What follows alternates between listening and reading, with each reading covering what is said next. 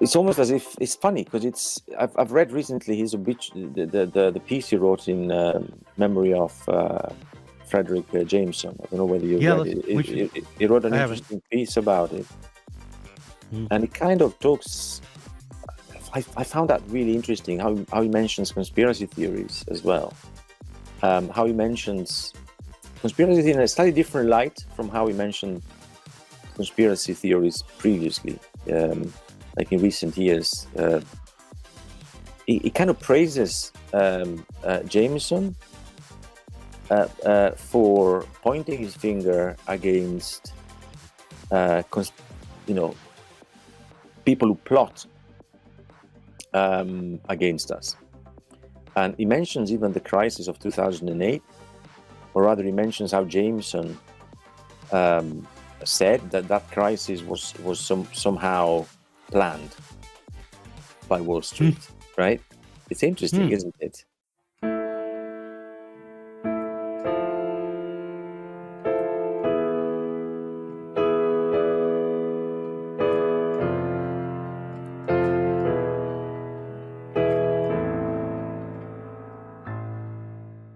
Let's talk about Slavoj. This is a more general discussion about the themes that perhaps he doesn't talk about, right? The questions that he doesn't raise. I agree. So, but can we start out by talking about the Slavoj video, and then we move into the other things? Sure, okay. Yeah. So, all right. So, welcome to Capitalist Realism. With me today is Fabio Vighi. I'm tempting now to pronounce your name correctly.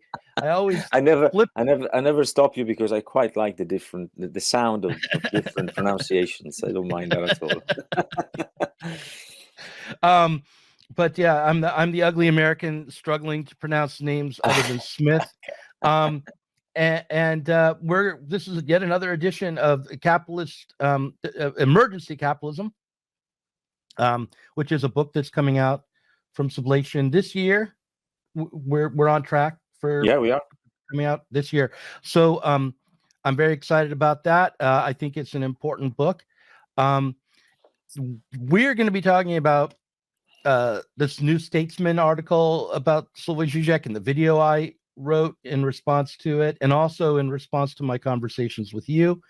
And I wanted to start out, and from there we're going to maybe hopefully talk about the broader geopolitical, as they say, situation, and return to the theme of emergency capitalism, right? To try to understand this moment we're in.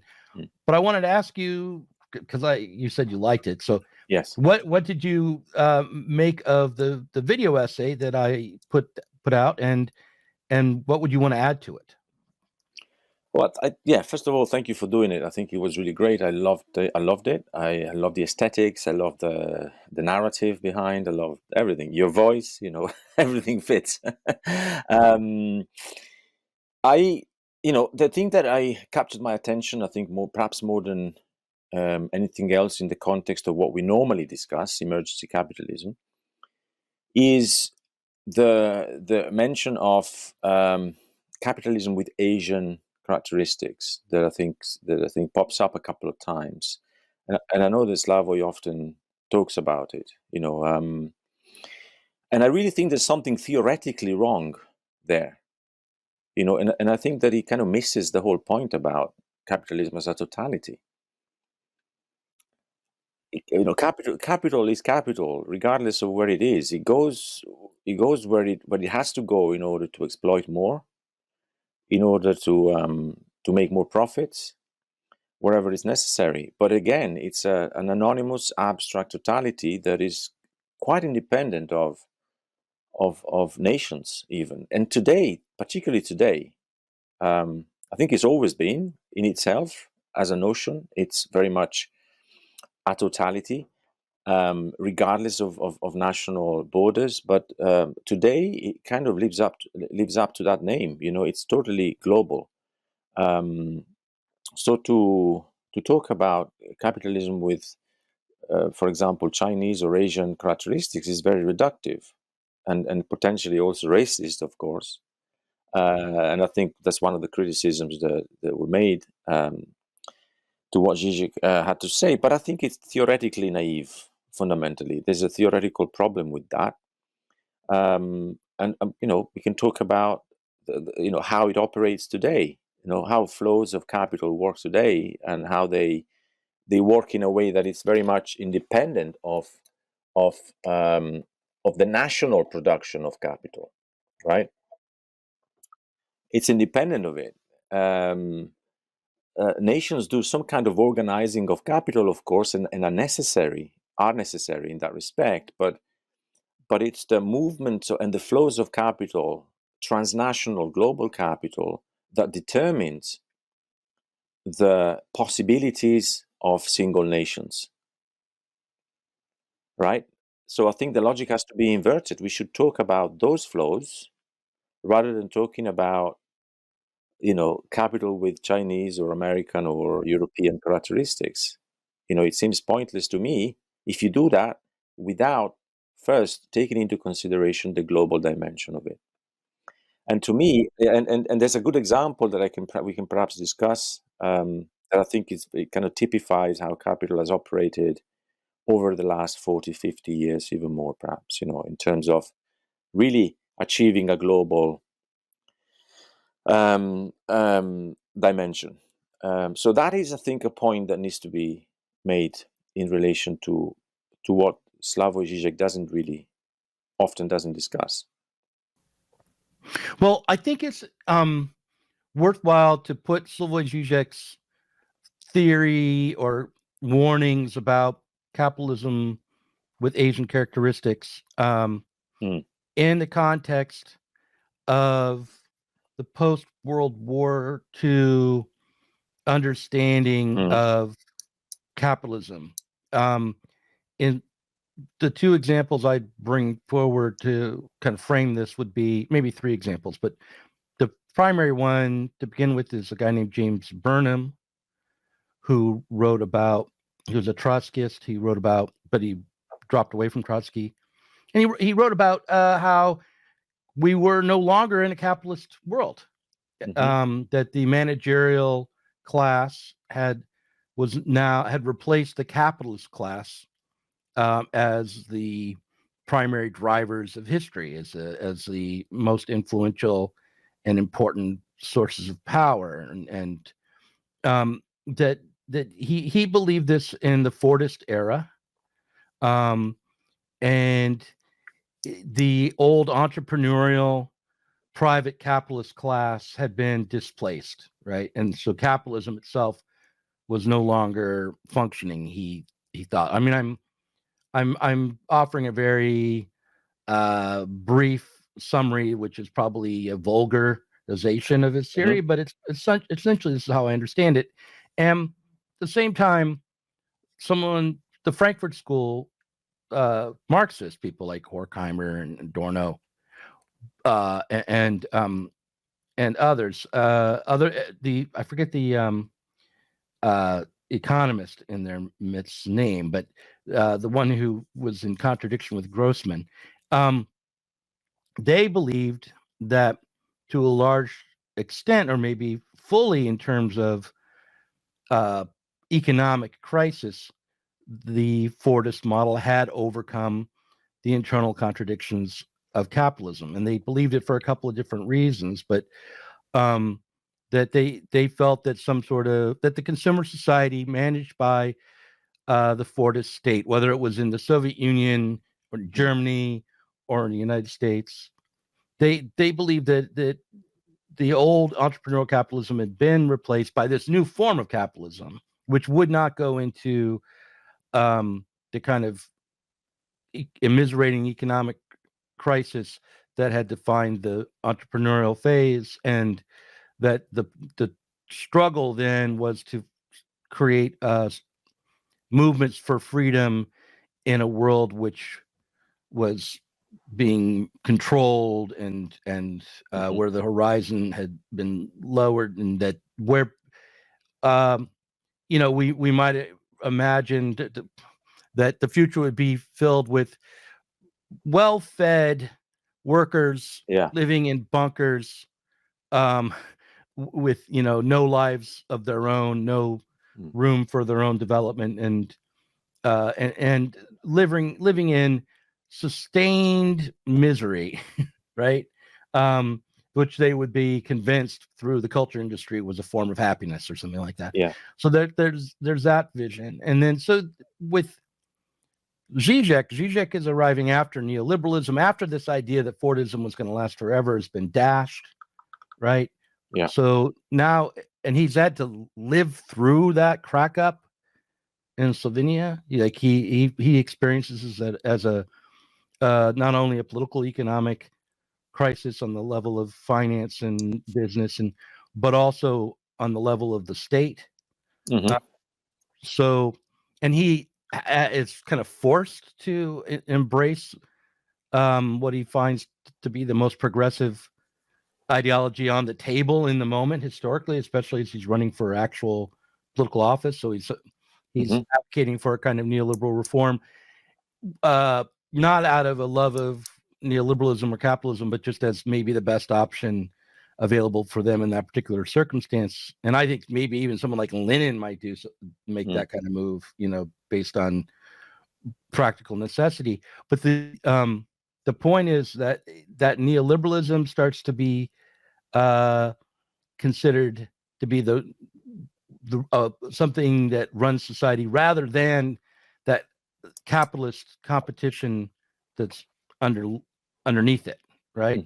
That's still coming along. And so for Žižek, capitalism with Asian values is a concern about the loss of liberal modernity, individual freedom, under the new form of neoliberal capitalism, which is being perfected first in China. That's all that he's saying. Like we could say, the Fordism was perfected first, and maybe not, but in Italy, right, under Mussolini, but then it became a global solution with variations in different countries, whether it was FDR in the United States or Winston Churchill in the UK or Mussolini in Italy or Hitler in Germany or Stalin in the Soviet Union. It was still the same basic model that Burnham might be also describing. So anyway, that's how I see his understanding of capitalism with Asian values. But I mean, it should at least add one consideration to that. I mean, I take that point, but why do we get China as we get China today? Or, I mean, why do we get those Asian values in China? Because of the way capital has moved over the last 40, 50 years. We know that the deindustrialization of the United States in the 70s has created conditions of possibility elsewhere, in China and Asia and other parts of the world. So capital has moved away from the United States, right? And have been invested in countries like China, where they could exploit people more because the conditions of the workforce were better for capital in terms of exploitation, right? You can make the cheaper labor force, etc., etc. We all know that, right? So, but again, it's difficult to say it's China, or it's wrong to say it's China, or it's Asia, or it's capital with Asian characteristics. It's actually capital itself that goes wherever it can find those favorable conditions, particularly if it's going through a crisis like the crisis of the 1970s, like literally hitting against the internal limit of accumulation at the time of the third industrial revolution. It needs to find ways of reproducing itself in a more profitable way, and it moves to countries that allow still the creation of surplus value through the exploitation of the labor force in a certain way, right? But it's the same capital that, in a sense, has moved from the United States and has gone to China. So if you're thinking about a point of origin, you can go back to the United States, right? So China, in a sense, is a result of the deindustrialization of the United States. United States, the factory of the world up until the 60s, abandons that role because of an internal crisis. In fact, it's a very radical deindustrialization, perhaps more radical than it should have been. Some would argue, right? And it allows then China and other Asian countries to industrialize very rapidly. Let's not forget that China, up until the 70s, was a very poor agrarian society with a per capita income more or less equivalent to that of sub-Saharan Africa, or if not below that. So an extremely poor country that experienced a miracle, economic miracle, not just because of national characteristics, of the way in which, you can talk about China, its past, its traditions, etc., etc., but especially because capital moved away from the United States mostly and went to essentially to invest in cheap labor force in China. And that created, incidentally, the conditions for what we call today globalization, where China produces, the United States consumes, and the West consumes, right? So you get this. And again, I think all this is kind of missing from Slavoj Žižek's analysis. These considerations of capital as a totality, yes, sometimes it goes back to it. And, particularly in relation to the Frankfurt School, who kind of popularized that idea, right, of capitalism as a totality. But it doesn't, it seems to me at least, doesn't quite grasp what it means, particularly in the context of a crisis, in the context of a shrinking mass of value. So the inability of capital to produce enough value to reproduce society. And therefore, these new cycles, these new sort of even deficit cycles, we can call them deficit cycles, that now exist or have existed for decades between, for example, US and China, where, it's very paradoxical. It's almost, it's so paradoxical to think that China has become what China is today thanks to capital moving away from the US's into China, right? At the same time, China produces surpluses that are then reinvested back in the United States in the form of, for example, buying treasuries, so buying the US debt certificates, which then, again, move from that into the stock market, from the bond market into the stock market. So what I'm trying to say is that what we call capitalism with Chinese characteristics is actually on the other side of US capitalism. They're two sides of the same coin. Without one, you wouldn't have this hyper financialized system you have in the United States. And of course, at the heart of it, there is the fact that the dollar, the US dollar, is the global reserve currency, and that the treasury, so the debt certificate issued by the US government, is the global asset, right? And I think that balance that we've had now for a few decades is now breaking up. So when we talk about de-dollarization, we talk precisely about the idea of Chinese capitals kind of moving away from the dollar and moving away from selling off treasuries, because they realized that the dollar in the current conditions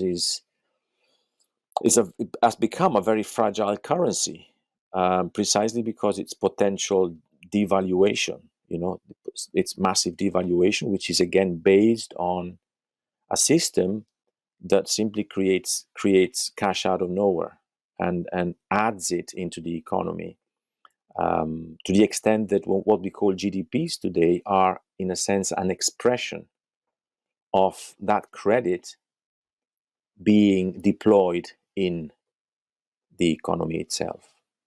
So it's a very complex picture that makes up what we call global capitalism today. And I think we tend to miss that picture if we keep on looking or discussing national contexts, including what will, the US presidential election determine, for the world, or what happens, in China if Trump decides to raise the tariffs, of Chinese goods, blah blah blah.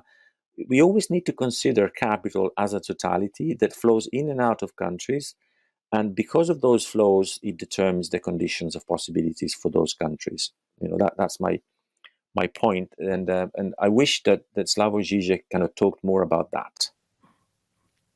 Well, I agree that with almost everything you've said, but I want to add something to it and see what you make of this. I think I may have mentioned this idea to you in previous episodes, and and I'm sure you're somewhat aware of it. Back in the early 20th century, Karl Kautsky theorized about ultra imperialism, where the idea would be that the world would be divided up between realms of advanced countries with high technology and industrialization and manufacture, and parts of the world which were providing raw materials and agricultural goods, and that this kind of ultra imperialism could balance out the division of labor, and he thought lead to a socialist world where things were more directly produced for use, let's say, and Lenin came along after and criticized Kautsky. And the way I understand sort of a very sketchy criticism of this notion is that what happens when a highly industrialized nation creates a relationship with a nation that is going to be producing raw material is that in order to meet the demands of the market coming from the developed world, the so-called deindustrialized or undeveloped nations that are going to just provide raw materials have to start to become industrialized, and industry moves into these countries, and it does so through financialization, because it requires massive initial investments.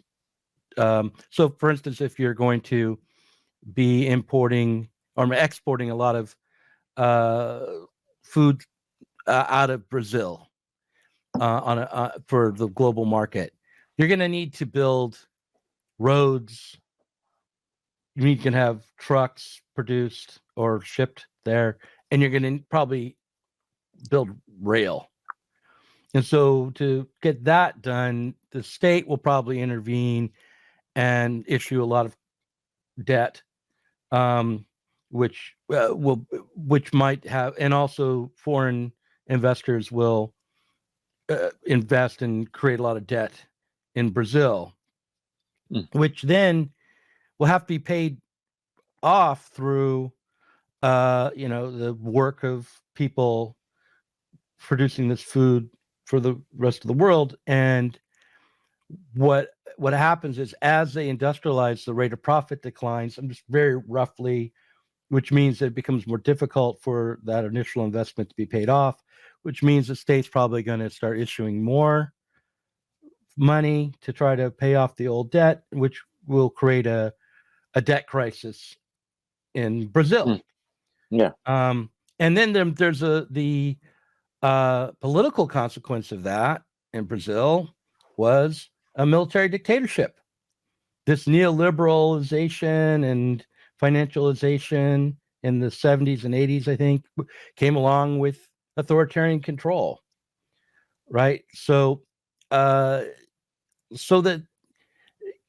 this is a kind of political consequence of the underlying conditions of capital and the attempt to industrialize. So the question for someone like Slavoj is, how did this kind of authoritarianism, which arose from the global market and these relations with the United States and other capitalist entities around the world, manage to sustain itself and manage to transform China from a producer of raw material and an undeveloped nation into a Powerhouse. Yeah, quite powerhouse of production. Yeah, the most powerful and largest economy in the world in terms of production. I mean, I think it flips back and forth between the United States and China year to year. But as an American, I'm going to pretend like that's what's happening.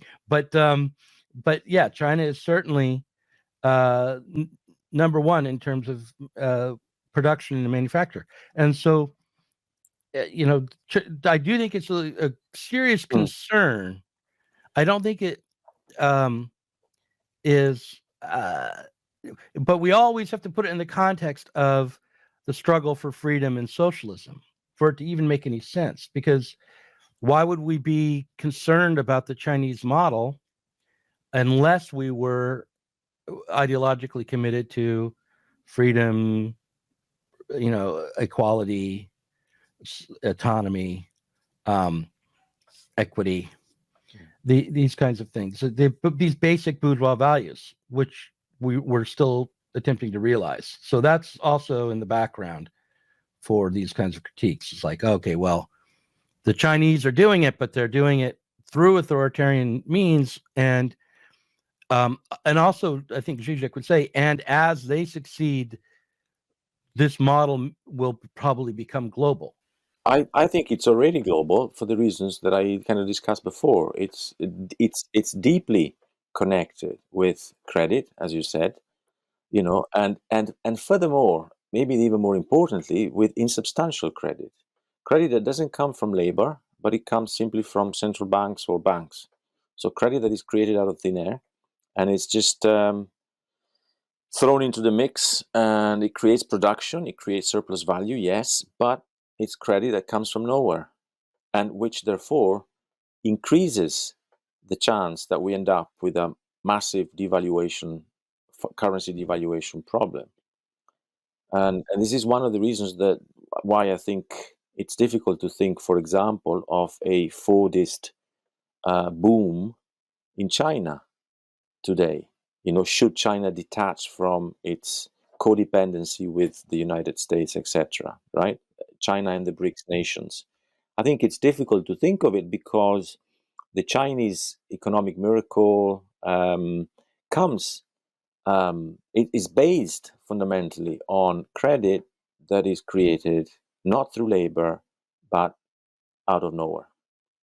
And that is by definition insubstantial. And I think the Chinese have already embraced that model of injecting their own economy with insubstantial credit, like credit that is not like the result of productive labor, non-productive credit. So I think we are both sides are losing out here.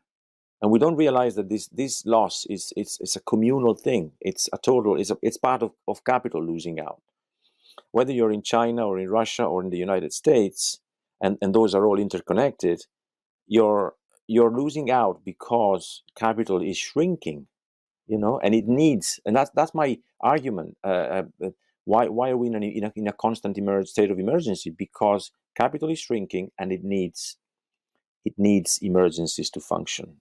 And those emergencies have different roles, but fundamentally they determine conditions where you can inject more money into the system, fundamentally, right? And so there's that famous film from the 1970s, which I love, called Night Moves by Arthur Penn. And there's a scene in it that really sums up what I'm trying to say. I think Gene Hackman is watching an American football game on television, and he's a very sad figure in the film anyway. But he's watching without really wanting to watch it, and then his wife walks in and says, "Who's winning?" And his answer is, "Both sides are losing. Just one is losing slower than the other." Why don't you watch it downstairs? I think it'll kill your eyes.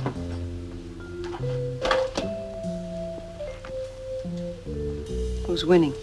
Nobody. One side just losing slower than the other. What's wrong? You have a hard day? It's a great movie, and I think the 70s are the best in terms of those sort of movies. But because they really do sort of reproduce that sense of crisis, in which we still are, right? We sort of pretended that we were not in that crisis, which is a crisis of valorization, right? Of capital valorization, but we still are exactly where we were in the 70s. Just that we went through a period of excitement with neoliberalism and the financialization of the economy. But now the whole thing is coming back down to earth again. And we're going back to those times where, and we can definitely say with Gene Hackman, both sides are losing. Just one is losing a bit more quickly than the other.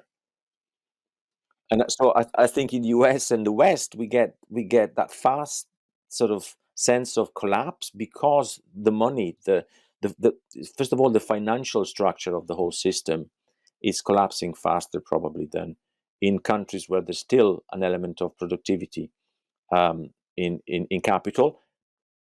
But at the same time, we shouldn't forget that productivity comes exactly from where we are, right? It's deeply connected with insubstantial money creation.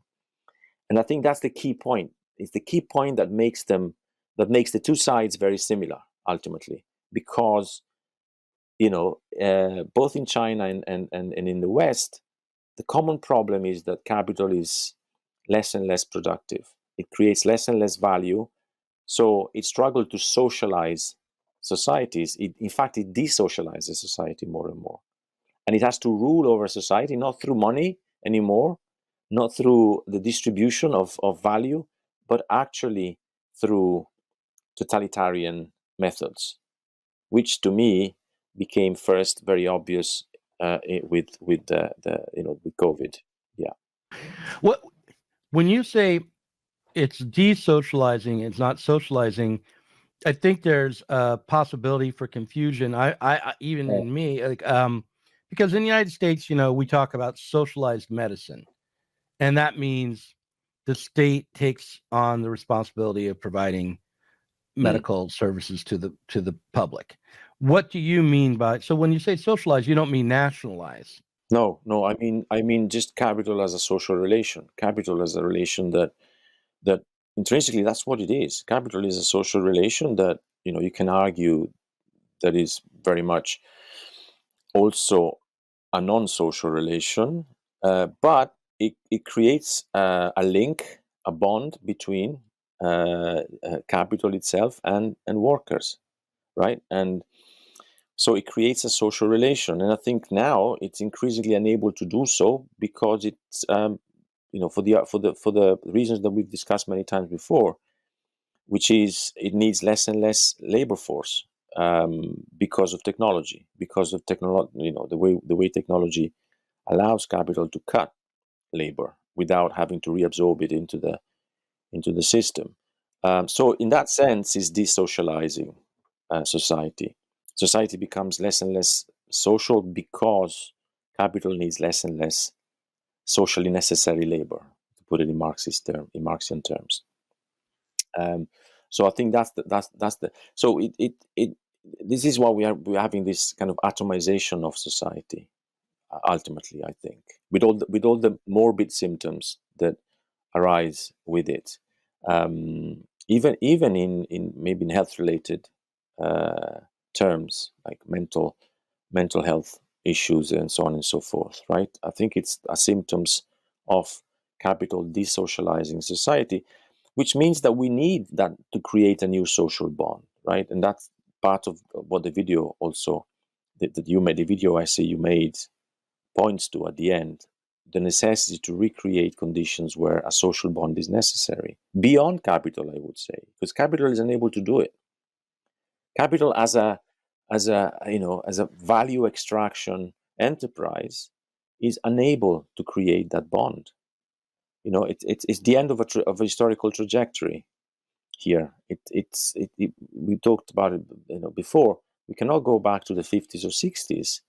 It's ludicrous to think that we can, simply because capital doesn't need labor-intensive workforce anymore. It needs to sustain its own hyper-financialized madness, and it does it in mad ways, potentially, apocalyptic ways even. if we think about where we might go next. And here, unfortunately, it's also about the stupidity of those who drive the machine, who steer the machine. They don't themselves understand how it works, let alone the leftist intellectuals. Those guys who are at the wheel, they just don't know what they're doing most of the times. They don't understand what capital is. They don't understand they think that capital is money. They think that value is money. Money is not capital. Money is just the external expression of it. And to think that money can be created out of nowhere and thrown into the system, and that you can control the outcome of that, is mad, because it's a self-destructive mechanism. At the same time, money is less and less a store of value because it contains less and less dead labor. It contains less and less, it's not produced through labor any longer. It's precisely produced through, mouse clicked, as it were. It's created on computer screens and then thrown into the mix. So it's a vicious circle, but we need to understand it. We need to really understand it in order to find a way out. And that understanding, I think, also entails letting go of certain traditional categories that are no longer working, including a certain understanding of socialism, a certain understanding of communism, and so on and so forth, right? As you put it in your video essay as well, the proletariat is no longer there, right? So okay, we can be nostalgic about it. We can think that it's still there. We can imagine it. we can, but it's a delusion. It's no longer there. Capital has already destroyed it. And so it has destroyed also its own relation with the proletariat. Well, okay, here's, I think, where I might have a slight disagreement with you, but it's on the fundamental point that the proletariat is no longer there. I agree. But my understanding of what the proletariat is, the way maybe this is idiosyncratic, it comes from my conversations with Chris Catrone, who's another author I almost said zero books at Sublation. So yeah, it's and this is that definition. The proletariat is the working class when it's self-organized in a struggle for socialism. When there's a workers' movement, not only on the level of trade unions and in different sectors struggling for the rights of workers as workers for better contracts, that's certainly a part of it, but also when there is a political struggle for socialism within the working class itself, within working class institutions. And that has been destroyed, but it wasn't destroyed, strictly speaking, in the first instance on the level of appearance by capital. It was destroyed partly by that, but also by its own failures, like the fact that the Russian Revolution ended up being an experiment in a vacuum, and it was that they were isolated from the rest of the world.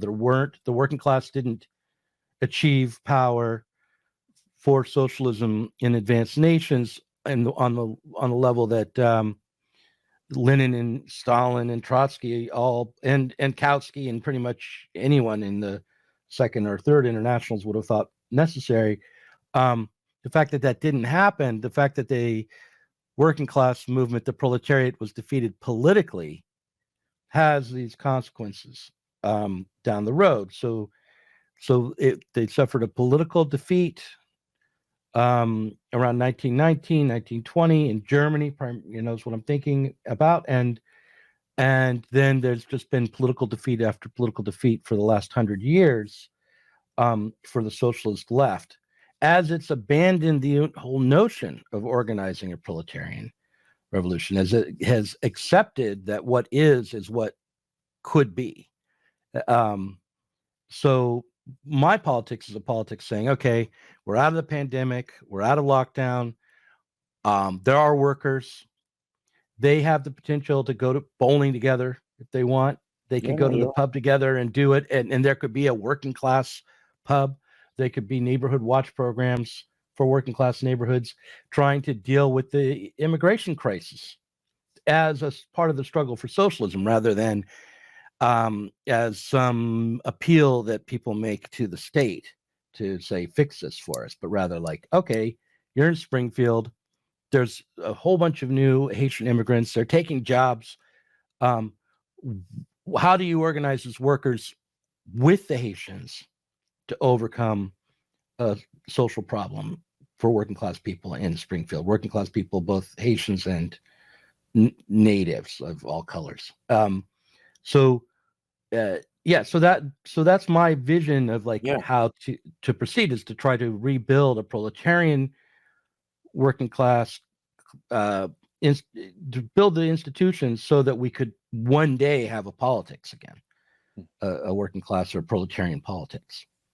I get that, and I'm not against the workers, obviously, right? I'm also on that side, on your side, completely on your side. I'm talking about as a political subject, obviously, which has some kind of contractual power vis-a-vis capital. I think that's been decimated. It's been fragmented and atomized now for quite a while. But obviously, in a sense, that's again part of what the struggle is for, in the sense that you need to reorganize. The workers need to reorganize around different categories, though, and that's, I think, the big point. The big obstacle is to think beyond capital. Are they able to think beyond working for capital, beyond being exploited by capital, right? So that's, I think, the times perhaps are mature now for that sort of reflection.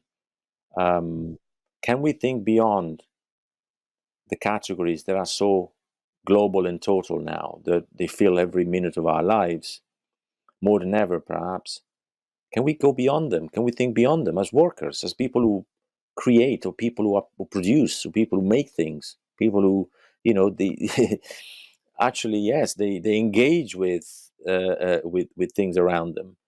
So I think that's the real challenge, right? Not to go back to old battles with capital within the capitalist matrix, but actually move beyond it now that capital is actually not even looking at you anymore. It doesn't want you.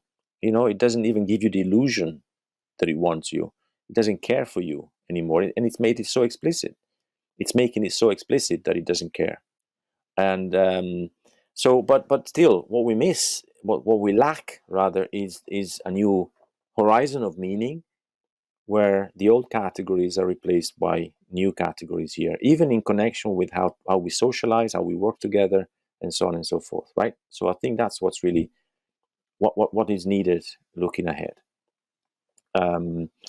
Whereas it seems to me that we're always kind of re-territorializing labor, right? We're always thinking, but we need to go back in the fighting capital from within the capitalist system. And I know that is a necessity for most of us, right? We're all within that system, and we have to make money in order to survive, of course. But at the same time, it's the whole cycle that needs to be replaced. The whole process of profit making through labor exploitation, which now occurs more and more through just the reproduction of financial science, in the financial stratosphere. That needs to go. It's as simple as that. That needs to be replaced by other forms of life, other forms of social organization, communal, and blah blah blah. But that's the big question, I think. Well, a couple of years back, I wrote a novel called Bash Bash Revolution, which is about how with the help of an AI, computer scientist who was working from within and for the NSA, managed, with also some assistance from his teenage son, who was a gamer, and the community of gamers that was around him. Like, it was a retelling of Ready Player One in a way, but from a Marxist perspective. The AI managed to overcome capitalism as a social form, by pushing everyone into augmented reality, having productive work, useful work done as a side effect of the way people were playing video games in augmented reality. So you'd be playing Pac-Man in real space, but you'd also be producing computer chips because every time you ate a little power pellet, you're also like pressing the right button to make another computer chip or something like that. And so the AI coordinated all of human labor through a vast and elaborate and particularized set of video games that everyone would be playing. Not everyone was playing the same game. You didn't need to. Some people would be living through their fantasies of reliving the 90s. The mother character got to go back and date Ethan Hawke, in a video game, but that was also participating in this new economy. And at the same time, I was looking to the early to mid 20th century technocrats who wanted to overcome the profit motive. They wanted to overcome the wage system. They wanted to create a new scientific basis for society based on some other unit of exchange, like calories or energy or something like that could just be managed, right? And when I finished writing my novel, the novel was dystopian, right? Even to you or to the readers in general? To you as well? To readers in general. And I thought if I could write the next novel, this dystopia would be worth it because the humans will come up and reprogram the AI or something. I could think try to imagine how they might ultimately from within the augmented reality create freedom for themselves. But they had lost all freedom, including their own subjectivity and identity. Like people were no longer Doug Lain and Fabio Vighi. They were like Sonic the Hedgehog and they were Froggers or whatever, Well, so anyway, so it sounds fascinating. I have to say, it sounds fascinating because in a sense that process has to happen, right? At some level of that process of emptying, self-emptying that Slavoj Žižek talks about as well. When he's serious, when he does his serious philosophical work, not his political work. He's serious. He talks about going through that emptying. I think whether it's physical, mental, whatever, but it has to happen because we have to get rid of those categories. We have to get rid of the capitalist virus. The only one that really matters, which is in our body all the time. So there has to be that sort of self-emptying, that sort of self-contraction that then allows for some space to be created where we can fill it with different contents, right? And those contents, yes, we have to be very careful how we build them because it's easy to fall into the trap of going from bad to worse, where we are outside the capitalist system, but it's actually a worse system, even a more totalitarian form of control. It could also happen that way, right? We shouldn't, forget that. But at the same time, the emptying is necessary, I think, on a subjective level. And I really like what you just said about that novel. I've got to read it now because it sounds like no, I'm not joking. It sounds really fascinating. Also, reinventing new modes of enjoyment, right? That are not tied to labor, for example. Once again, I go back to it as one of the foundational categories of capitalism is labor, right? It's a foundational category of capital. So working for capital, maybe we work in a different way. We play perhaps more, right? Because in my mind, there is always like, maybe we dedicate, 1% of our life to work because we still have to do some work in order to produce goods to be exchanged or eaten, whatever, right? Commodities, but the rest of life is dedicated to something else. So the modes of enjoyment are totally different. They're not connected to labor any longer. Maybe they're connected with playing. They're connected to other mechanisms that keep us together. That also create envy, right? You can't get rid of envy. That there are those sort of, that logic where we are also competing with each other at some level, and when we don't just love each other, we also hate each other because of certain things. That can go away, where alienation is still there at some level, but it's not about capital any longer. It's not about profit. It's not about getting richer. It's not about working harder. It's not about wasting our lives on some kind of assembly line. Right? As Deleuze said, there is no way out of the assembly line everywhere. So recreating a different assembly line that has got nothing to do with producing goods that we don't even know what they are and who's going to eat them or who's going to consume them. But that requires a lot of. I think it will come because people will have to come up with a different form of socialization, right? Beyond capital at some point soon. The more we talk about it, the better it is, I think, because it needs to become almost like a spontaneous mode of thinking, I think, for the left. A spontaneous mode of thinking beyond capital without falling into the pitfall of thinking through the old categories.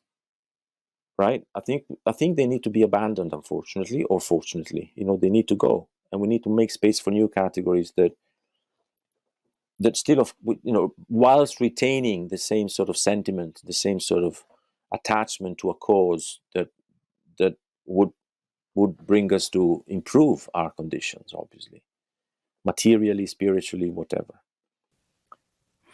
Well, I Sounds don't like a plan, right? Yeah, it sounds good to me. But in a way, it sounds good to me. But just to go back, having written this novel and reconsidered it, and what I think makes it a successful novel is that it does have the feeling of a dystopia. Yeah. It does not. It comes across as a warning, and I express it in the warning in a very mundane ways, which is that the main character, a teenager, has a girlfriend, but she gets absorbed into augmented reality before he does, and so he spends a good portion of the book trying to track her down, and win her back, but like he's lost love in the process here, even though the love that he's lost is immature teenage kind of love. But sorry, just to interject. Isn't part of the struggle realizing that we are already in a dystopia now? I think we are already in it. And part of the struggle for emancipation is precisely realizing it. That we are already constrained. We are already in a kind of matrix, augmented reality, blah, blah, blah.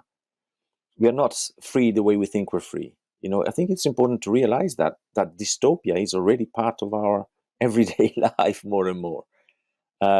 So, and I think it's good that we know it, because otherwise, how can we overcome it?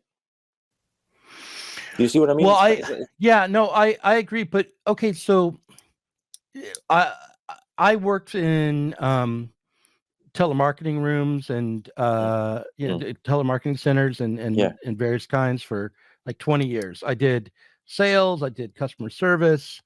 I worked at concert halls. I ran ticket offices for arts organizations, but I was always like low-end workers. I tried to pay the bills while I was trying to write fiction, right? That was what I did for like 20 years. And having been a worker for that length of time, what I noticed is that most of the people I would work with fully understood that their options were more limited than they ought to be, that they were exploited, that there were class divisions. They were expressed in a variety of ways. I often, because I went to college, didn't always get along.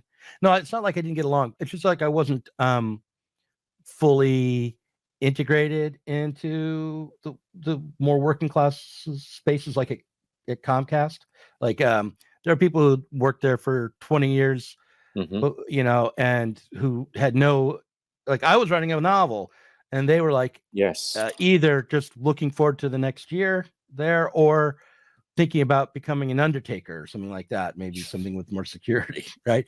And so what I guess I'm pointing at is that with intellectuals, people who come maybe from some more material means than others, or have somehow won that ability, it becomes easy to imagine, to kind of jump ahead and imagine that this self-overcoming can be done on the level of ideas. Right.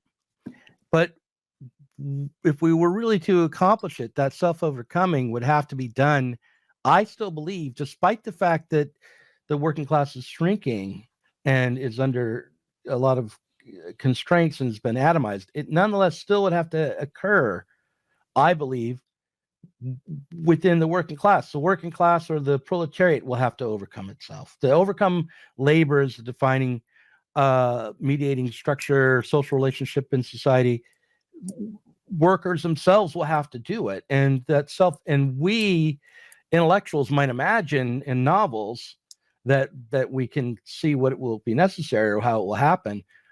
But I think we should be careful and note, oh yeah, but that ended up being very dystopian in the end. And like perhaps a working class movement from within society itself is gonna have to be created.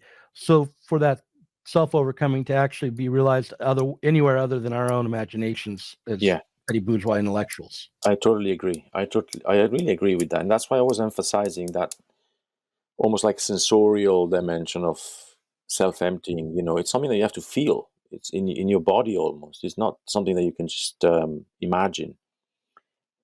You've got to be in that situation in order to then think about how to overcome it. You got to be against the wall in order to. So it's definitely a working class or sub-proletariat even enterprise. It's we cannot. I mean, I can only try to become aware of it or make people aware of it, of the situation as it is, the complexity of it, where capital is today, particularly what it needs to do in order to reproduce itself, and how manipulative it's become, much more than it ever was, because it doesn't need us anymore. It just needs to manipulate our brains more and more, right? So for me, intellectually, it's really a matter of, focusing on the main contradiction and how destructive that contradiction is becoming within the system. But the rest, who am I to say what needs to be done? But I think that, I'm sure that at some point, the people who are suffering the most will come up with solutions. And they might be very tentative, they might not last very long. They might have to be reinvented 3 or 4, 10 times. But I'm sure at some point, they will start sort of catching, they will start working. And they will create maybe a parallel system to start with, like it happened precisely with capitalism and the feudal system. Parallel system, but then God knows what will happen next. But I think being aware of where we are is crucial, though. Being aware of what's been done to us even is crucial. So once again, being aware that capital is a totality now, and being aware that China and the US and Russia, even if they don't know it, they're all sort of cooperating, as it were, to make capital survive its own, real death, really. It's already a kind of dead man walking, as it were, but it's being kept artificially alive in different ways. So understanding that is already, for me at least, a step in the right direction. And that's where my analysis sort of focuses on, that's where it is. But then yeah, no, that's just what I wanted to say. I mean, when it comes to political subjectivity, it is a totally different, matter, and who knows where it's going to come from and who's going to be involved in it. It's a totally different matter.